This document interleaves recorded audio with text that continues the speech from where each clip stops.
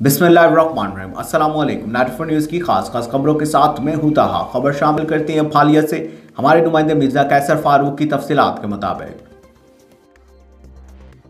फालिया में महकमा ज़राअत की कामयाब कार्रवाई, कादराबाद से जाली खाद की 400 बोरी बरामद, मुकदमा दर्ज।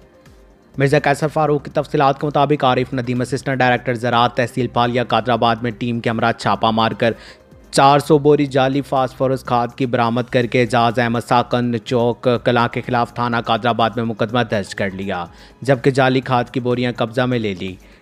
इस मौका पर असिस्टेंट डायरेक्टर ज़राअत आरिफ नदीम का कहना था कि किसानों को जाली खाद और दवाइयाँ बेचने वाले अनासर के खिलाफ कार्रवाइयाँ की जा रही हैं और इनको किसी सूरत किसानों के मुस्तकबिल से खेलने की इजाज़त नहीं दी जाएगी। मिर्ज़ा कैसर फारूक, 94 न्यूज़, फालिया। अब तक के लिए सिर्फ इतना ही। मजीद खबरों अपडेट के लिए 94 न्यूज़ के साथ रहेगा। आप हमारी खबरें यूट्यूब और फेसबुक पर भी देख सकते हैं। अपना ख्याल रखिएगा। अल्लाह हाफ़िज़।